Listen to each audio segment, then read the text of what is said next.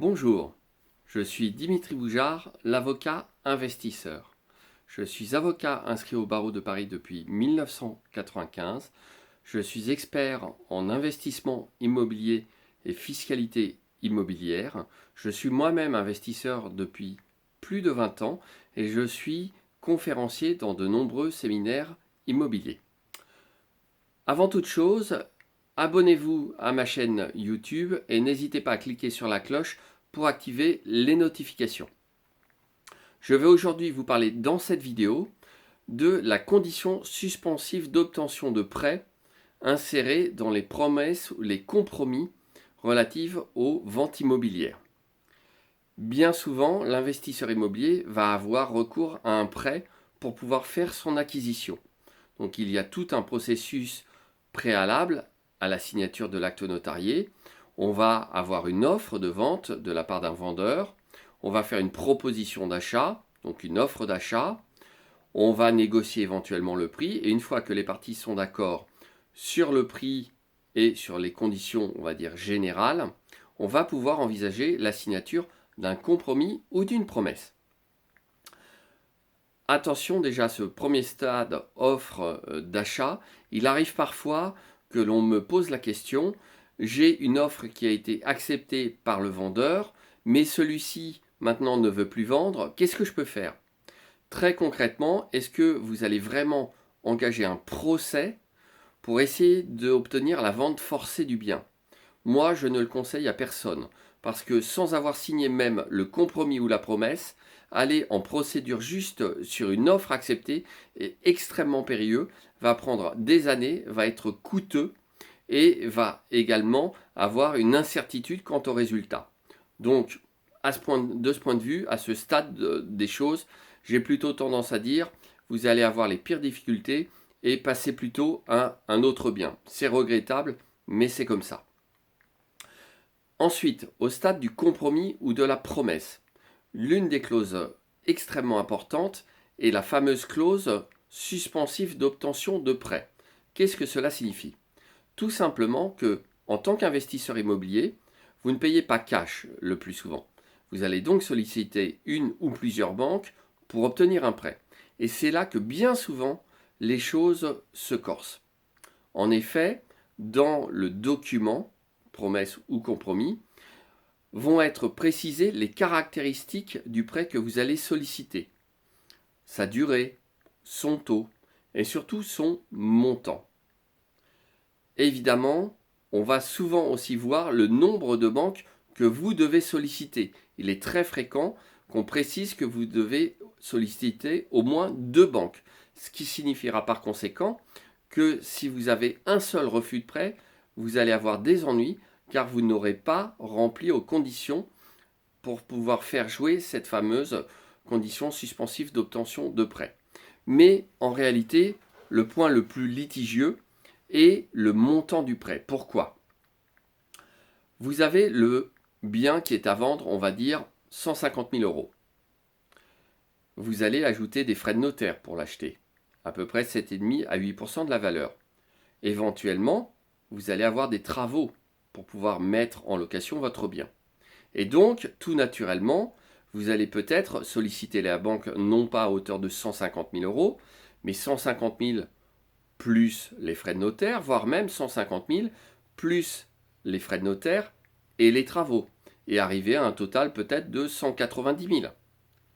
Attention, s'il est indiqué dans le compromis ou la promesse que vous allez solliciter auprès des banques un prêt de 150 000 euros, alors que derrière, vous sollicitez un prêt de 190 000 euros, le fait d'obtenir des refus de prêt pour un montant supérieur à celui indiqué dans le document préparatoire, donc là, le compromis ou la promesse, eh bien, ne vous servira strictement à rien.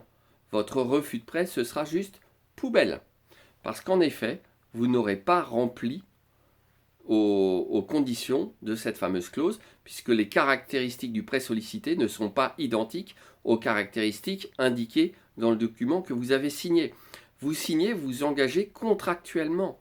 Donc vous ne pouvez pas changer d'avis ensuite en cours de route. Et c'est là le cœur du problème, car bien souvent, si vous signez en agence, vous allez avoir peut-être un agent immobilier qui va vous dire pas de problème, vous mettez 150 000 et vous lui indiquez oui, mais je veux emprunter les frais de notaire. Oui, mais non, non, vous inquiétez pas, il n'y a pas de souci. Ce que je vous dis est particulièrement vrai pour les investisseurs débutants, mais j'ai déjà eu le cas avec des investisseurs plus chevronnés qui, soucieux de pouvoir faire passer l'acte parce qu'ils veulent absolument le bien, disent ok, d'accord, ils écoutent l'agent immobilier qui lui est pressé de vendre et c'est bien naturel. Et souvent l'agent immobilier fait de bonne foi, mais il ne se rend pas compte que s'il fait signer le client avec juste le montant du bien, mais que si celui-ci derrière sollicite un prêt plus important, on va avoir un réel souci au niveau du refus de prêt. Et que se passe-t-il pour l'investisseur Alors parfois, l'agent immobilier est tout à fait sympathique et le fait vraiment inconsciemment. Parfois, il est quand même un peu plus comment dire, malin et le fait en se disant que si le prêt est moins important, l'acheteur va obtenir le prêt plus facilement. Le problème est que derrière, on demande un prêt plus important et que par conséquent, on a le refus de prêt. Et dans ce cas-là, l'agent immobilier a été très mauvais conseil. Et croyez-moi, hein, il arrive régulièrement que certains des clients qui viennent me voir me disent oui, mais voilà, je voulais le bien, donc il m'a dit que c'était ok, qu'il n'y avait pas de problème. Et puis, voilà, j'ai un refus de prêt, mais maintenant le vendeur me dit qu'il ne vaut rien parce que j'ai demandé un prêt plus important. C'est la stricte réalité. La conséquence pour l'acheteur potentiel, c'est comme il ne peut pas faire jouer la condition suspensive d'obtention de prêt, il va peut-être devoir payer la fameuse clause pénale.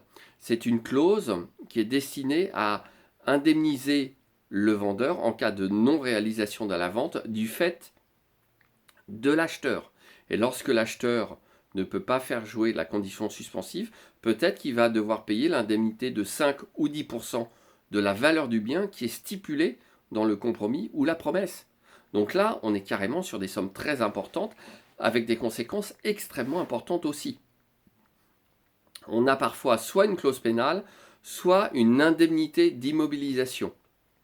Il y a des différences juridiques entre les deux, elles n'ont pas la même nature, et sachez toutefois que la clause pénale est susceptible d'être réduite par le juge. Néanmoins, ça veut dire aussi que le vendeur mécontent, parce que vous lui avez fait perdre du temps et donc de l'argent, peut vous amener devant le tribunal pour tenter d'obtenir le paiement des 5 ou 10% du fait de la non-réalisation de la condition suspensive d'obtention de prêt. Donc faites bien attention à tout ça quand vous investissez dans l'immobilier.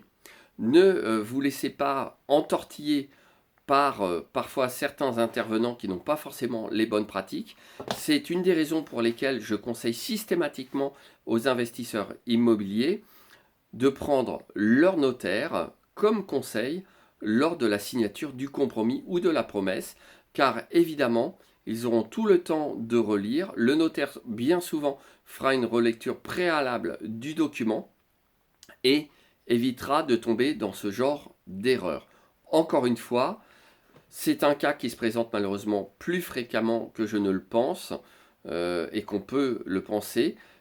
Et je ne jette pas l'opprobre du tout sur l'ensemble de la profession immobilière, mais il n'en reste pas moins qu'à plusieurs reprises, comme dans toute profession, j'ai pu constater que certains agents immobiliers peu scrupuleux et surtout désireux de vendre avaient tendance à pousser un peu le client en le rassurant, à tort, ne se rendant pas forcément compte eux-mêmes des conséquences de ce genre de pratique.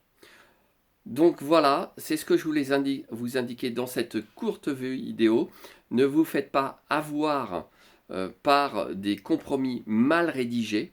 Faites-les relire par votre notaire. En plus, le notaire va bien souvent être en mesure de détecter un problème d'urbanisme que vous n'aurez pas vous-même détecté. Et signer le compromis en agence se fait parfois un peu dans la précipitation et pas toujours de façon sereine. Lisez bien tout ce que vous signez. Mais vraiment, quand je dis tout, c'est tout. Vous signez, donc après vous êtes engagé contractuellement. Il est strictement impossible de soutenir avec succès devant les tribunaux que vous avez signé mais que vous n'aviez pas lu et que donc vous n'aviez pas vu la petite ligne. Non, non, non, vous avez signé, vous êtes censé avoir pris connaissance du document et des engagements que vous souscrivez. Donc ça, ce n'est pas une excuse recevable et devant un tribunal, ça ne tient pas la route une demi-seconde.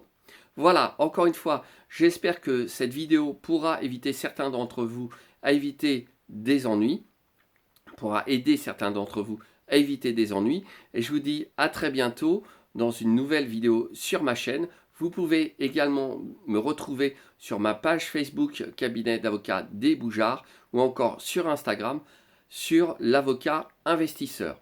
À très bientôt.